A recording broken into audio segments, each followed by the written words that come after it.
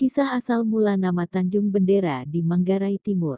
Tanjung Bendera merupakan nama daerah pesisir pantai yang terletak di bagian selatan Waelengga, Kelurahan Watunggene, Kecamatan Kota Komba, Kabupaten Manggarai Timur.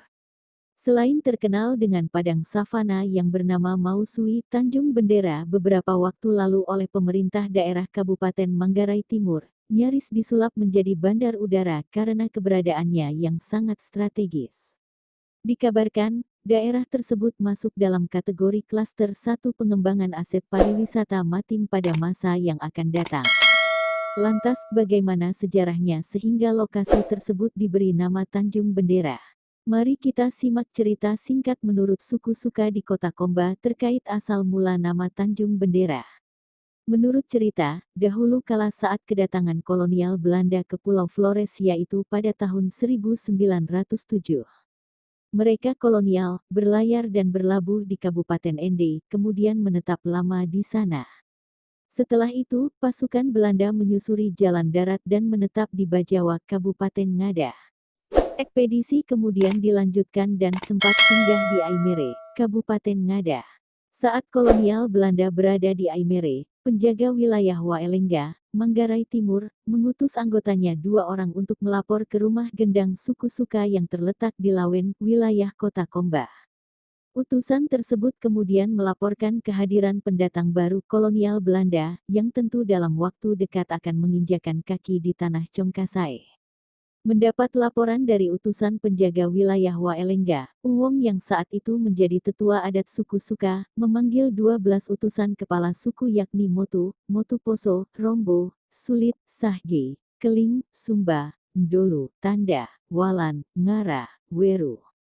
Turut hadir utusan suku Seso.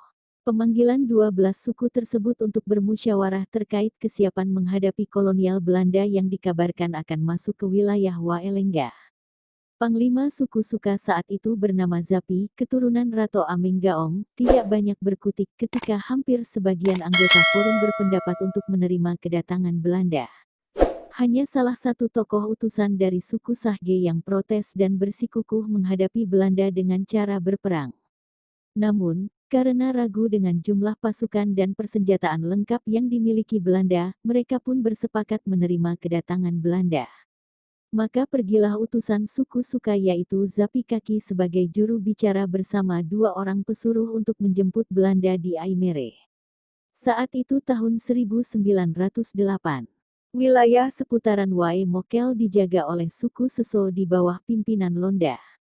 Bangsa Belanda menyeberangi kali Wae Mokel dan masuk ke wilayah Congkasai atau Manggarai, kisah Nenggong.